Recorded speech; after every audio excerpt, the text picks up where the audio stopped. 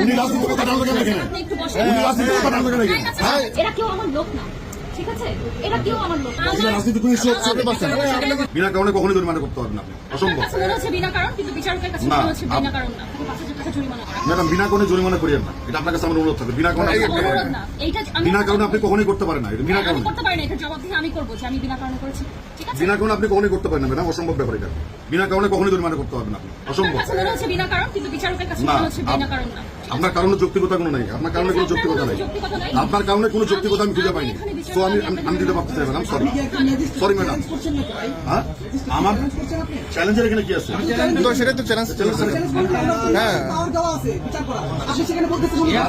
না না, আপনি অপরাধ করে তারপরে হচ্ছে আপনি কথা বলতেছেন।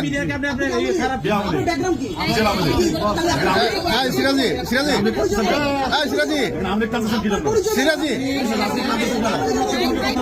হ্যাঁ সিরাজি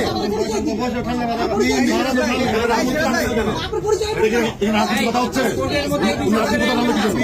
উনি রাজনীতি কথা জানতে কেন এখানে? উনি রাজনীতি কথা জানতে কেন এখানে?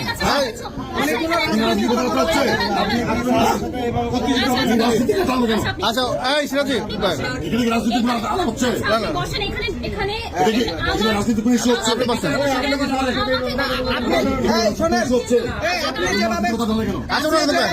উনি রাজনীতি বিষয়টা আলাদা কেন?